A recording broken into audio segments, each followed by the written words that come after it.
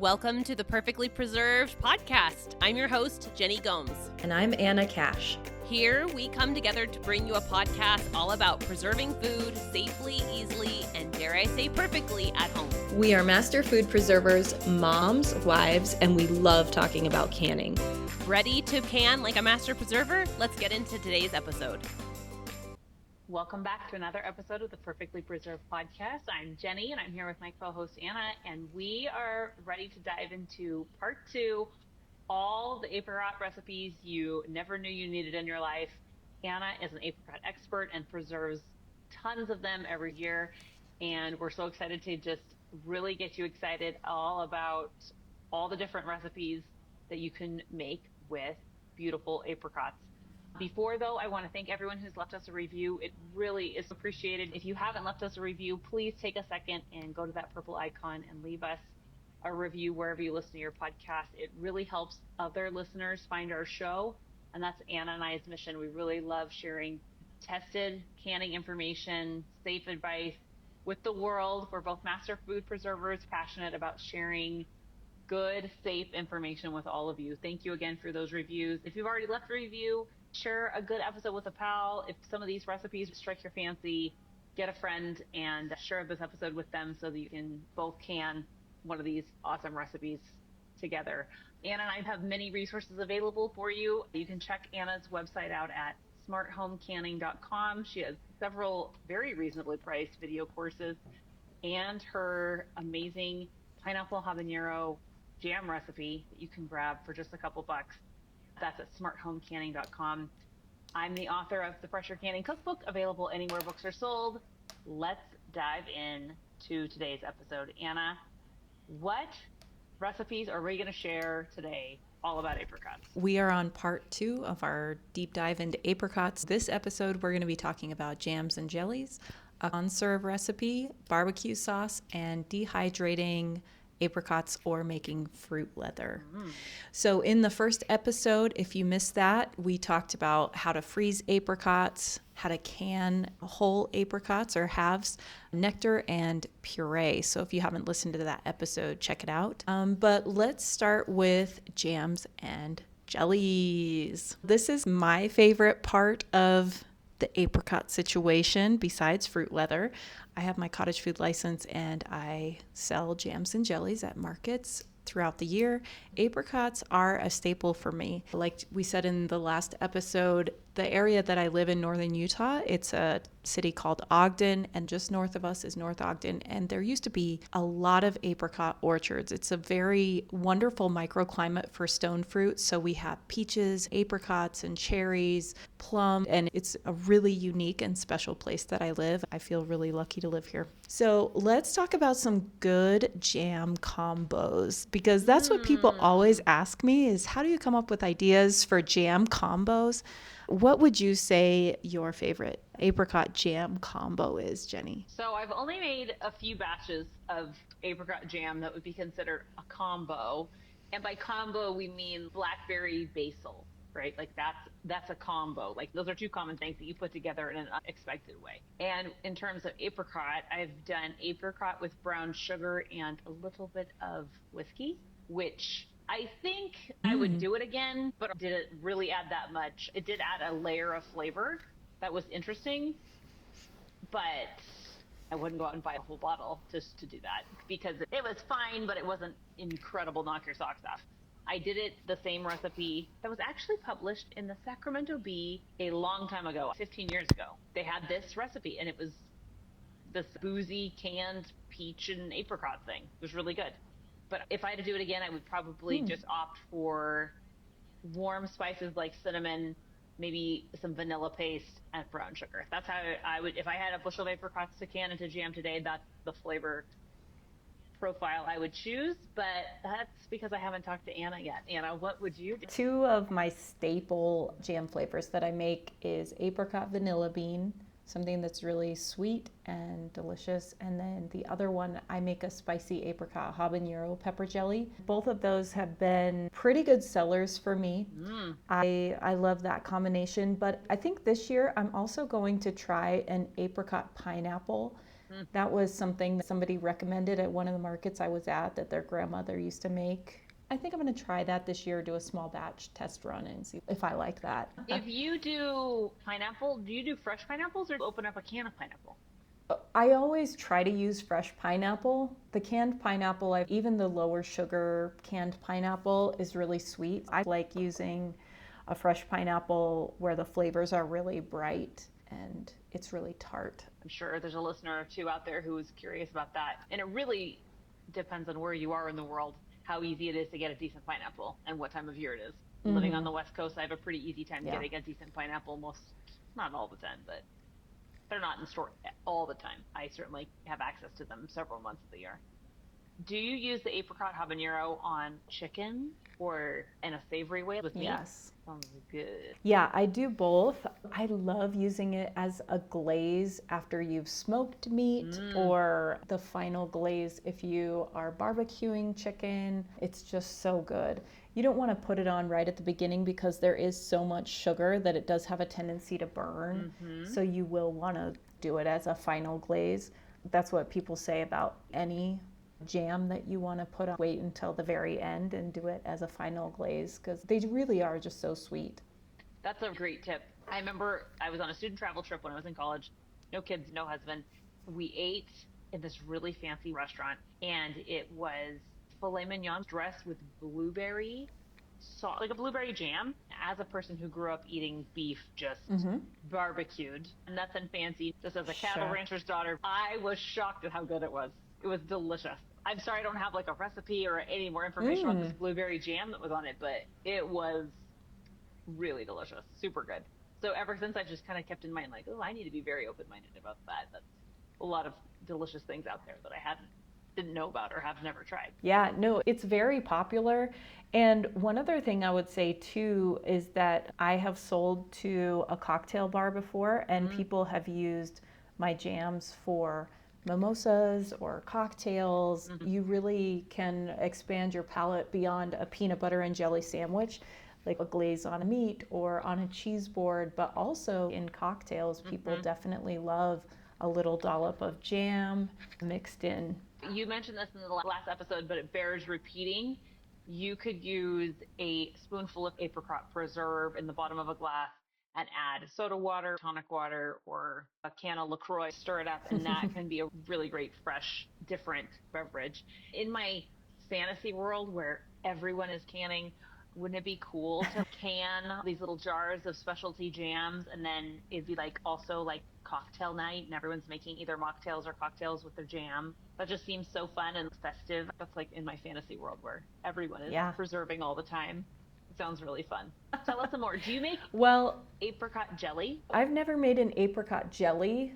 For those of the listeners that don't know, a jelly is made from juice and a jam has fruit pulp in it. So that's the difference. I actually have never made an apricot jelly because I don't really have a food mill that's good for that. So I have never done it. You wouldn't even, that food mill wouldn't give you the clear juice that you would need. You'd have to do like a jelly bag or like a cheesecloth setup, I think. A steam juicer? Oh, I've never tried it for an apricot. I have a steam juicer and I use it. I wonder how much you'd get out of it. How many times can I say I wonder? I couldn't guess how much juice you'd get out. We're doing a lot of wondering. Yeah, I wonder. Someone let us know if you've ever juiced. I tried to steam pomegranates and it was utterly unsuccessful. Tried very hard. Really? Yeah, those little rills do not want to burst and it was profoundly unsuccessful and the color was horrendous. It was gray. You would not think that. It was gray. What? The best method I had was to blend them in a blender and strain out the seed pulp, and then it was more like a nectar. I tried to get those suckers to be juiced, and I couldn't. I failed at that. Tell us more about all the things our listeners can make with apricots. Did we want to talk about that barbecue sauce recipe now? Yeah, let's talk about this barbecue sauce. We will have a link in the show notes. This recipe is from the University of California Ag and Natural Resources, and we will link to the PDF.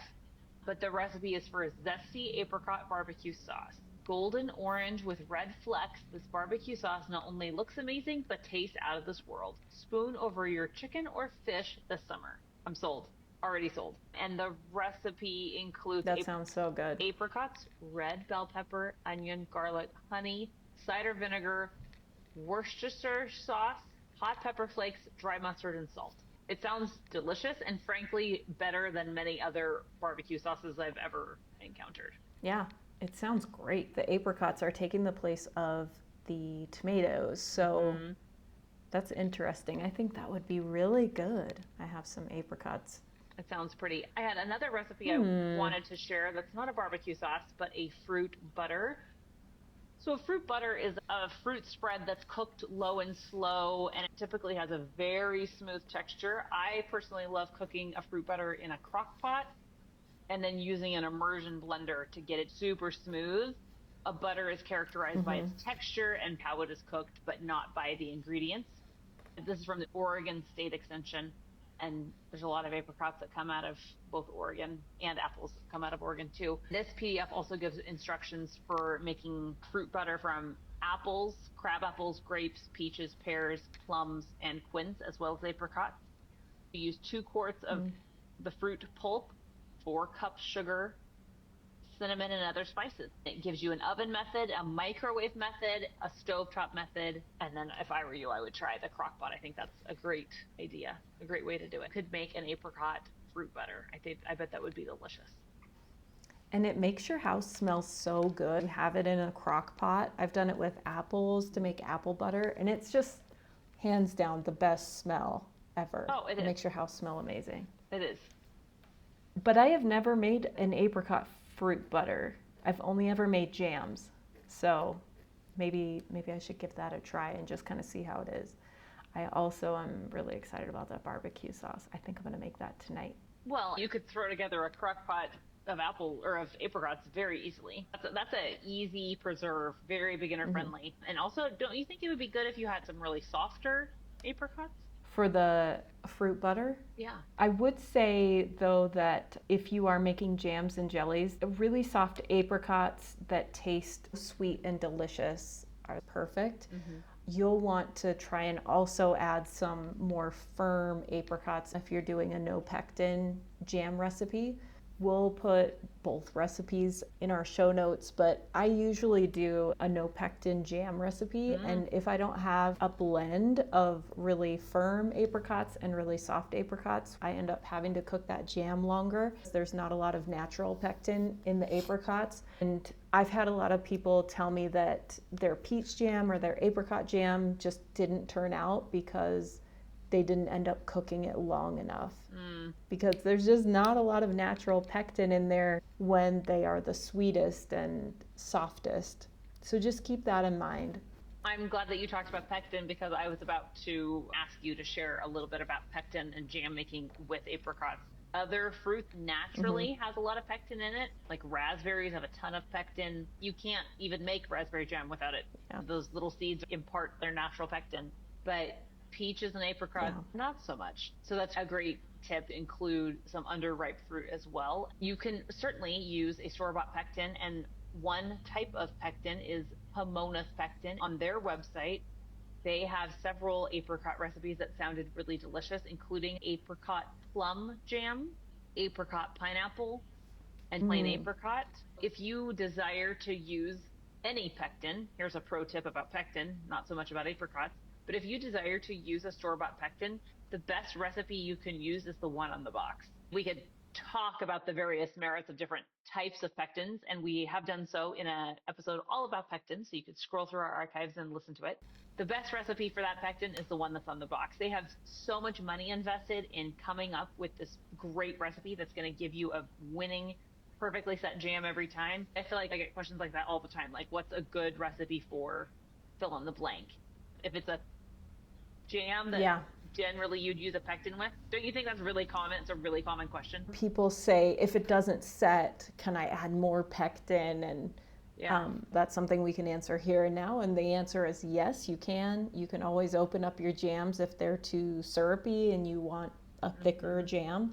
You can always either cook it longer if you haven't used a commercial pectin. You can add.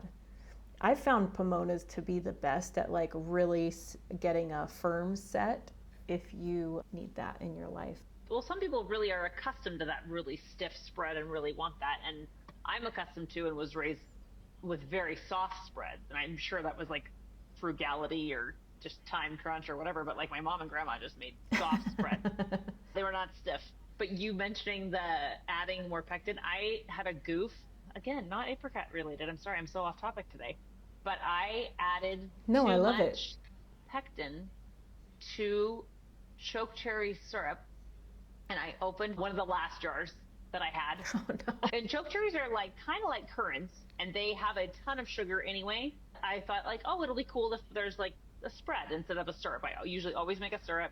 I added pectin, and I think it's because it has so much sugar because it is naturally such a tart berry. It makes you choke. It's like Yeah. super cottony. It Yeah. is so much like mount molten lava. So hard to get out of the dang jar. It's hilarious. I only made maybe Oh, no. 4 jars of it. It's funny that I'm making the kids eat it.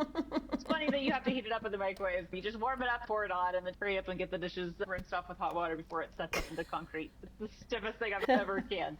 I just mismeasured and didn't keep track of it. Shoot. That's fine. No big deal. That's funny. Yeah.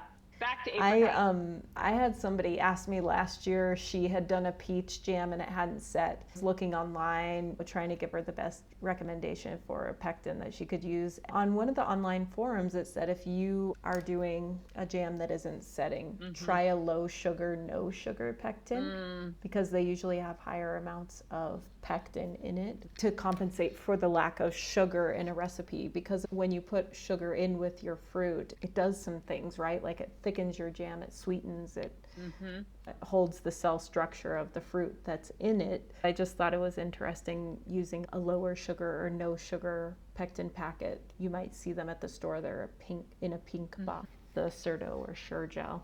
And if I ever make something that I think I'll share with my type 1 diabetic father-in-law, that's the box I grab. I just generally give him things that have less sugar in it, even if he's not watching I am, you know. Yeah. Pectin works great. It's very effective. Looping back to our initial comment, using the recipe on the box is the best way to get a good set.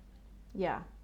And apricot jams usually are about a 1-to-1 sugar to fruit ratio. You can use a little bit less if you want. When I make jams, it's usually 8 cups of fruit to 6 cups of sugar. But the recipe that we're going to share with you is 4 cups sugar, 4 cups fruit. So just keep that in mind. It's usually got a lot of sugar in it to help it set. That's good to know. And up sugar, you're also giving up its preservative quality. It won't last quite as long in the fridge. It's a trade-off, and it's fine if you trade it off, but it just isn't going to be as long-lasting or probably quite as firm. But Anna, are you ready to tell us about dehydrating apricots? Because you also know a lot about this. Yes, let's do it. Okay, this is really 2 parts. The first part is about dehydrating the apricot halves. The second part is about how to make fruit leather from apricots.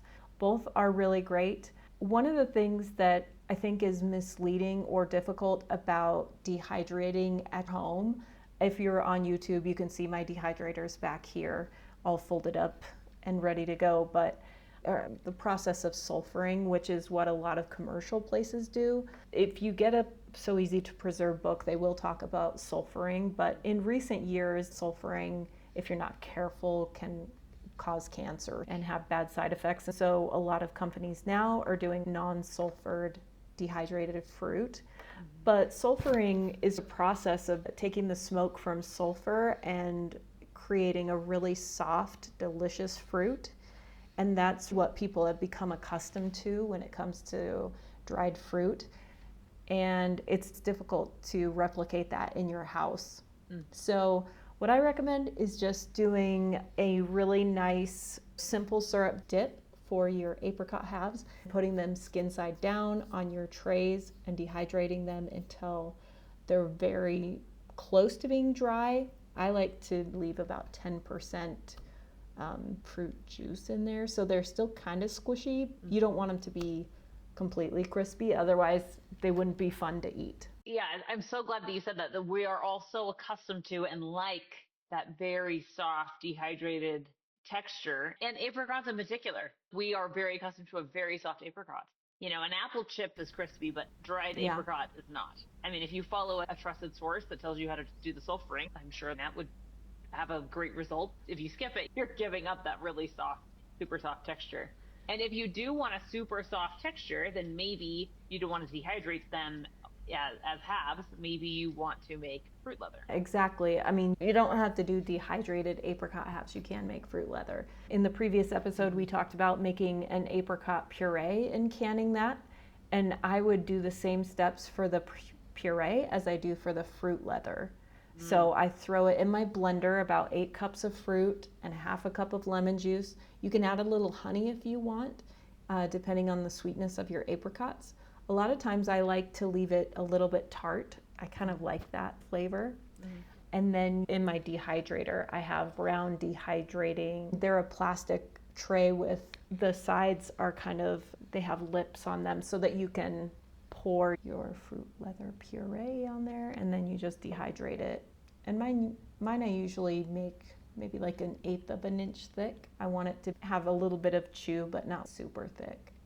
What do you spray on your trays before you pour your puree on? Oh yeah, I do a light coating of cooking spray. It also makes it so much easier to peel your fruit leather off of the tray. Yeah. For many years I would wrestle with my fruit leather trying to get it off, and then finally I realized I could just do a light coating of cooking spray and it would just peel right off. One year I tried to line my trays with the paper that I was going to roll the fruit roll-ups on, and I did not do a good job of cutting them to be precisely the correct size to fit on the silicone trays. So it was a good idea that I didn't execute to the best of my ability. And it ended up being halfway successful, but I wondered if that is something you've done, either pouring it onto the wax paper or onto freezer paper, which would probably peel off the easiest. I know people that put it in the oven, parchment paper on their cookie sheet, and then pour it on and dehydrate it. I've never done that. I've only used the trays. And when I peel it off, I take a section of my parchment paper, roll up because I have a round dehydrator with a hole in the middle. And so I just roll it up and then I cut it after I've rolled it up. I use freezer tape and wrap it around the parchment paper. See, I was cutting mine and cut it into little roll-ups. Yes, this was several years ago when my kids were a lot smaller, and I was like, oh, I'm really going to impress the lunchbox critics, and cut them and have them be on the paper so it's easier for them to peel off. Anyway, it was a great idea that some of our listeners could probably take and run with. Give it a try, but definitely don't skip the spritz of the cooking oil, because that saves you so much time. Regardless of if there's paper or not, I do a little spritz of cooking oil. Great tip. And one thing I would say too is fruit leather is really fun. You can add other fruit if you want. You could add like applesauce to your apricot. You could add pineapple. One thing that I do with both apricot fruit leather and peach fruit leather is I sprinkle the top with tahine, which is a chili lime flavoring. You sprinkle it on the top and it tastes like those suckers you can get at the Mexican store that's it's mango and tahine suckers, and my kids love those, and so I would just sprinkle a bit of tahine on top of the fruit leather. I also love that spicy with the fruit, which is why I love like your spicy jams. So good. I love also fresh pineapple with a little bit of cayenne pepper and salt. My favorite summer snack. I could eat enough to give myself a blister right now thinking about it. It's so good. I missed one cool recipe that I wanted to share with our listeners that we found, again, from the University of California PDF that we'll link. And it's a conserve, I think I pronounce it conserve because it's a noun. And those are usually characterized by being, it's like a jam that has a lot going on, nuts, chunks of other fruit or chunks of fruit. The recipe for this is apricots, dried dates, almonds, water, lemon juice, calcium water, honey, and pomona speck. And it just sounded like it could be really good. You probably would just feed this to a picky 7-year-old and hope for the best, because it is going to be different than what you would pull off the shelf in a Smucker's jar, right? They are really cool to eat on the top of oatmeal. There's just more going on. Jam can be kind of boring texture wise, and conserves are really cool. There's a lot of really great tested recipes. Concord grape and walnut, such a good conserve. Love those two flavors together. But I also have Concord grapes and walnuts where I live. So there's an extra bonus recipe for you to test out or try or explore. And then I wanted to ask one quick question about spices. When you add spices, do you do just cinnamon or cinnamon, clove, ginger? Do you do nutmeg? What do you do? For apricot jams, last year I did an apricot with candied ginger. You can do dried ginger if you want as well. And that was an interesting jam. I did it in the 12 Jams of Christmas package. I like the flavor of apricot with warming spices like cinnamon, clove, nutmeg, but I also really like the vanilla bean paste. I don't want to overdo it, but I do like those ones. I like the pairing of the brown sugar and the cinnamon. That feels very fall, both color, taste, aroma. To me, that's what I tend to lean into. And vanilla paste is kind of expensive, so I don't always have that on hand, but I always have cinnamon. Awesome tips, Absolutely. Anna. So many delicious things that you can do with apricots. They're wholesome and in season right now. They're beautiful. They're delicious, and hopefully this episode helps you all decide to preserve some apricots in whatever fashion that we've suggested, and then some. Thanks so much for being here. We'll see you next week. That's our show. We don't want you to miss an episode, so please be sure to subscribe. If you found this episode helpful and informative, please give our show a rating and review. It only takes a few seconds and it really helps our show grow. Follow us on social media at Smart Home Canning and at The Domestic Wildflower. Email your preserving questions to perfectlypreservedpodcast@gmail.com and we will do our best to answer your questions on the show. Thanks so much for listening. Stay tuned for our next episode, released every week.